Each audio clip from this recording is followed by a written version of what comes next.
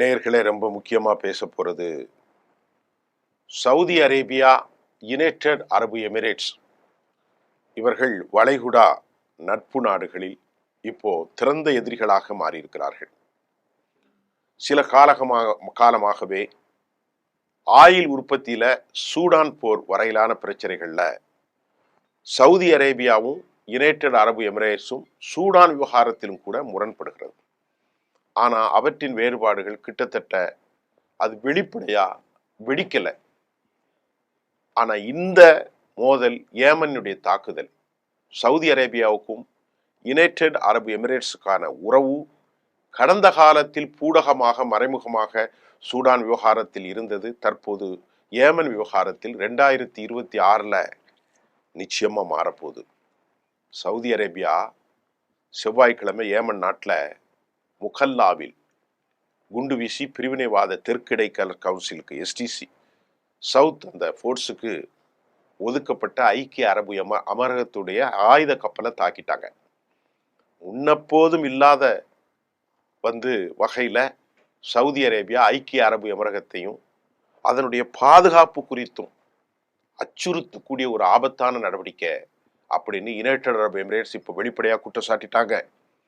Saudi Arabia அடிப்படை தவறுகளை பரப்புவதாக மீண்டும் மீண்டும் ஐக்கிய அரபு அமீரகம் மிக மோசமாக சவுதிக்கு எதிரான பதிலடி கொடுக்கிறது.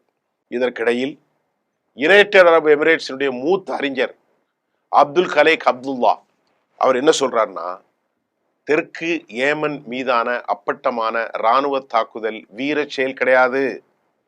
அல் ஜசீராவுல பேசுறார். அவர் என்ன சொல்றாருன்னா, ஐக்கிய அரபு அமரகத்தின் நடவடிக்கைகள் குறித்து நான் பொது கருத்தை தெரிவிக்கல, ஆனா சவுதியினுடைய ஆரோக்கியமற்ற விவாதத்திற்கும் நடவடிக்கைகளுக்கும் நான் பதில் சொல்ல மாட்டேன். ஆயுதமேண்டிய அரசு சாரா ஆதரவோடு சவுதி அரேபியா அவர்களுடைய எகிப்து மற்றும் முக்கிய பங்காளிகளுடன தனது பிராந்திய உறவுகளை சமநிலைப்படுத்தும் திறனில் ஐக்கிய அரபு அமீரகம் ஒரு திருப்பு முனையை நெருங்கியிருக்கலாம் அப்படின்ட்டு இன்டர்நேஷனல் கிறிஸ்டியன் உல்ட்ரீசன் போன்றவர்கள் தன் கருத்தை இப்போ தெரிவிக்கிறாங்க. ஆனா இயல்பு நிலை இப்போது திரும்பாத ஒரு காலகட்டத்திற்குள்ள நுழைஞ்சிருக்கு ரெண்டு நாட்டுக்கும் இடையில. அதுல சந்தேகமே இல்லை. பிராந்தியத்தில் உள்ள பிரிவினைவாதிகளும் சவுதி அரேபியாவின் செலவில் ஐக்கிய அரபு அமீரகத்திற்கு பொருந்தக்கூடிய எல்லை மற்றும் அரசியல் யதார்த்தங்களை மாற்ற முயற்சிக்கின்றன என்றும் யுனைடெட் அரபு எமிரேட்ஸ் குறை கூறுகிறது. சவுதி தனது வல்லமையை பயன்படுத்தி இந்த மாதிரி செய்யறாங்க அப்படின்ட்டு யுனைடெட் அரபு எமிரேட்ஸ் சொல்றது. ஏறக்குறைய 10 வருஷத்துக்கு முன்னர் கத்தார் முற்றுகையின் போது மிக மோசமான வளைகுடா பதட்டங்களில் கூட சவுதி அரேபியா தனது அண்டை நாடுகளோடு இணைந்த படைகளை நேரடியாக குண்டு வீசல. ஆனா இன்றைக்கு அண்டை நாடுகளோடு அவங்க குண்டு வீசிட்டாங்க. 2026 மத்திய கிழக்குல அபுதாபியும் ரியாத்தும் ரெண்டுமே வளர்ந்து வரக்கூடிய பொது போட்டிய எல்லா விஷயத்திலும் அவர்கள் நிர்வாகிக்கின்றன என்பதன் மூலம் வரையறுக்கப்படும். இப்ப இந்த அணுகுமுறைகள், இந்த மாறுபட்ட அணுகுமுறைகள் பல ஆண்டுகளாக சவுதி அரேபியாவுக்கும் யுனைடெட் அரபு எமிரேட்ஸுக்குள் பல ஆண்டுகளாக தொடர்ந்தாலும் கட்டுப்பாட்டு நடவடிக்கைகள் இப்போது செயல்படலை அப்படிங்கிறது சொல்லப்படுகிறது. சவுதி அரேபியாவும் எகிப்து ரொம்ப முக்கிய பங்காளிகளுடன் ஆயுதமேந்திய அரசு சாரா ஆதரவோடு தனது பிராந்திய உறவுகளை மேம்படுத்துவதில் ஐக்கிய அரபு அமீரகம் இப்போ ஒரு மிக முக்கியமான காலகட்டத்தை நெருங்கி இருக்கிறது. இதுல ஏமன், இந்த சூடான் சம்பவங்களை மேற்கோள் காட்டுறாங்க இன்டர்நேஷனல் எக்ஸ்பர்ட்ஸ்.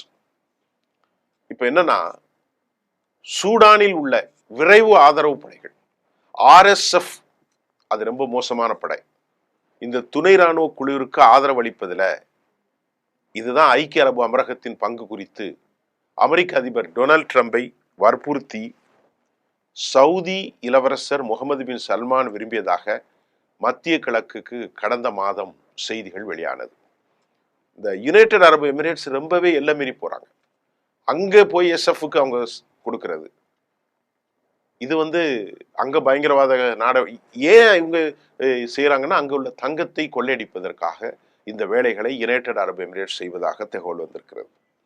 இதற்கிடையில அமெரிக்க அதிபர் டொனால்ட் ட்ரம்ப் பகிங்கரமாக ஏமனின் உறவுகள் மோசமடைய 2 பங்காளிகளையும் கூப்பிட்டு அவர் பேசியிருக்கிறார்.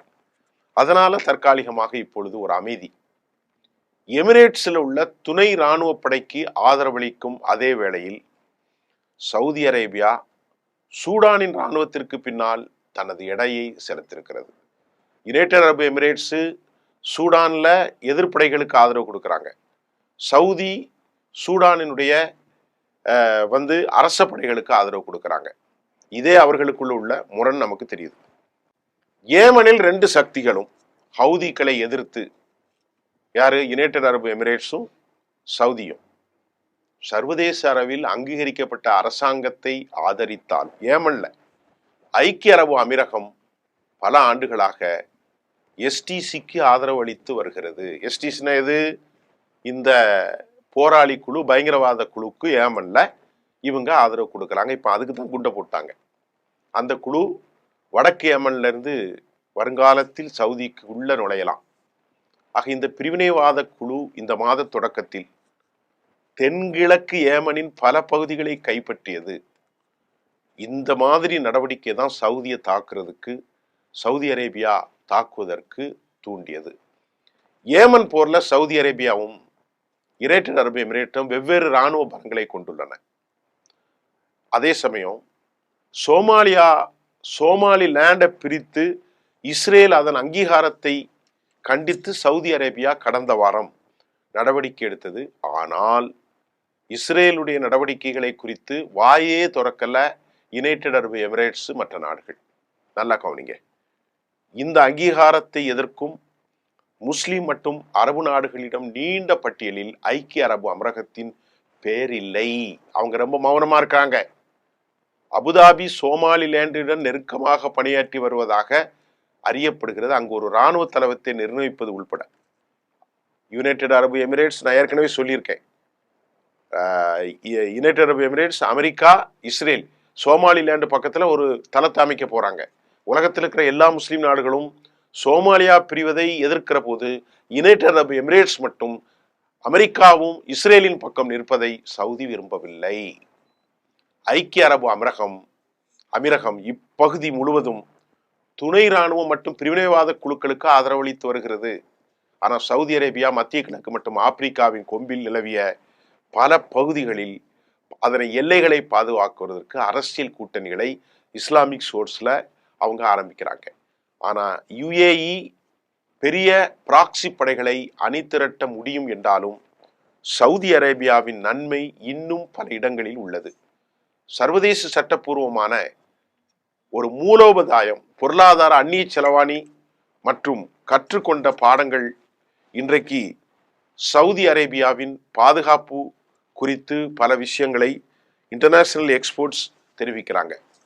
சவுதி அரேபியா போர்களில் இருந்து விலகி தடுப்பு மற்றும் தேர்ந்தெடுக்கப்பட்ட அரசியல் விளைவுகளை மையமாக கொண்டு ஒரு மாதிரியை நோக்கி நகர்ந்து வருகிறது.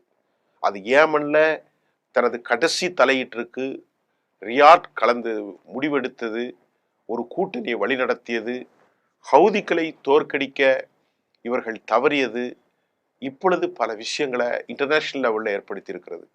2020ஆம் ஆண்டு அபுதாபியினுடைய உறவுகளை இயல்பாக்கி இஸ்ரேலுடன் எவ்வாறு கையாள்வது என்பது மற்றொரு வளர்ந்து வரும் பிரிவினையாகும். எல்லா நிலைகளிலும் எமிரேட்ஸ் இஸ்ரேல் கூட தான் போறாங்க. ஆனா இதை சவுதி விரும்பவில்லை. ஆகவே இப்பொழுது சவுதி அரேபியா பிராந்தியத்தில் ஒரு மிக முக்கியமாக பிரிவினைவாதிகளை சவுதி அரேபியாவின் செலவில் ஐக்கிய அரபு அமீரகத்திற்கு பொருந்தக்கூடிய நிலையில் மாற்றுவதற்கு 2 பேருக்கும் இடையில ஒரு பெரும் சிக்கல் ஏற்பட்டிருக்கிறது என்பதை நாம் பார்க்கிறோம். ஆனா இனி வரக்கூடிய 2026ல சவுதி அரேபியா யுனைடெட் அரபு எமிரேட்ஸ் உடைய உறவு கடுமையாக பாதிக்கப்பட போகிறது. அதுல இந்த செய்தியில முக்கியமா நான் இப்ப சொல்ல போறது இறுதியா, ஏமன்ல எஸ்டிசிக்கு ஆதரவு கொடுத்தது பாயிண்ட் நம்பர் 1. இரண்டாவது, சூடான்ல எஸ்டிஎஃப் அந்த பயங்கரவாத குழுவுக்கு ஆதரவு கொடுத்தது பாயிண்ட் நம்பர் 2. மூன்றாவது, அதாவது சோமாலி லேண்ட்ல யுனைடெட் அரபு எமிரேட்ஸ் ஆதரவு கொடுத்து அவங்க இஸ்ரேல் கூட நிற்கிறது பாயிண்ட் நம்பர் 3. இவையெல்லாம் நாம பார்க்கிற போது உலகத்துல மோசமான சக்தியா பணம் சம்பாதிப்பது மட்டுமே குறிக்கோளாக கொள்கிற யுனைடெட் அரபு எமிரேட்ஸுங்கிறது உறுதியாயிட்டு, பலஸ்தீனத்தின் ஹமாஸுக்கு எதிராக, பலஸ்தீனத்து மக்களுக்கு எதிராக தனது செயல்பாட்டை கொண்டிருக்கிற யுனைடெட் அரபு எமிரேட்ஸ் தோற்கப்பட வேண்டிய ஒரு சக்தி என்பதை இப்போது சவுதி அரேபியா உறுதி செய்திருக்கிறது.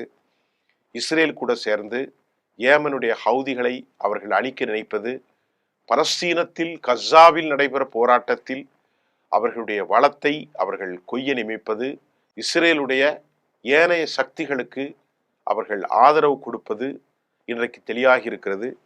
மத்திய கணக்கில் 2026 இன்னைக்கு 2ஆம் தேதிக்கு பிறகு ஒரு புதிய அரசு தொடரப்போகிறது, புதிய கொள்கை வளரப்போகிறது. அதில் அமெரிக்கா தலையிட போகிறது. அமெரிக்காவின் தூண்டுதலில் தான் யுனைடெட் அரபு எமிரேட்ஸ் எஸ்டிசிக்கு ஆயுதம் கொடுத்திருக்கலாம் என்று சொல்லப்படுகிறது. அவர்களுக்கு 2 பக்கமுமே ஆயுதங்கள் இருக்கும். ஆக இதை நன்கு உணர்ந்து கொண்டிருப்பதாகத்தான் புரிய முடிகிறது. அண்மையில் முகமது சல்மான் அமெரிக்காவுக்கு சென்று லட்சக்கணக்கான கோடிக்கணக்கான பில்லியன்களுக்கு அக்ரிமெண்ட்ஸ் போட்டிருக்கிறார். 26லையும் இனி தொடர முடியாத சூடானுடைய பாலிசி, சோமாலியாவுடைய பாலிசி, ஏமனுடைய விவகாரங்கள் சவுதி அரேபியாவை யுனைடெட் அரபு எமிரேட்ஸ் என்று ரொம்ப தள்ளி போக வச்சுட்டு, யுனைடெட் அரபு எமிரேட்ஸ் உலகத்தில் இருக்கக்கூடிய எல்லா பயங்கரவாத குழுக்களுக்கும் இஸ்ரேலோடு இணைந்து ஆதரவு கொடுப்பது இப்போ வெளிச்சமாக தெரிகிறது. மீண்டும் அடுத்த களத்தில் சந்திப்போம். நன்றி.